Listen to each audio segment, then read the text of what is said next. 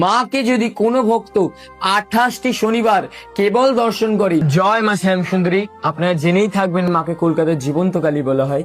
মা জীবন্ত এর প্রথম কারণই ভক্তরা যদি মায়ের কাছে কোনো মনের বাসনা বলে যায়, মা তাদের কাউকে কোনো খালি হাতে ফেরায় না। আর মাকে এখানে 5 বছরের বাচ্চা মেয়ে রূপে পুজো করা হয়।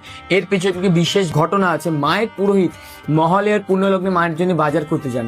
বাজার করতে গিয়ে দেখেন একটা ছোট্ট বাচ্চা মেয়ে পুরো মা কালীর মতন সেজে সবার কাছে ভিক্ষা চাইছে। সবার কাছে ভিক্ষা চাইতে ঠিক আমাদের যে পুরোহিত বাজার করছিলেন তার কাছেও ভিক্ষা চায়।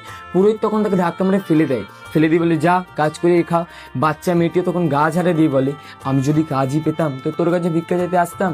এই বলে বাচ্চা মেয়েটি চলে যায়, পুরোহিত চলে যায়। মা শ্যামসুন্দরীর প্রতিটি অমাবস্যা অন্ধকারে পুজো, কোনো রকম লাইটের জিনিস জ্বলে না, কেবল ঘিয়ের প্রদীপ জ্বলে। ওদিন মহালয়ার অমাবস্যা অন্ধকারে পুজো হচ্ছে। অন্ধকারে পুজো করতে করতে পুরোহিতের হঠাৎ মন বলে যেন মা নেই, কিন্তু পুরোহিতের আবার মন বলে মা তো কালো, তাই হয়তো অন্ধকারে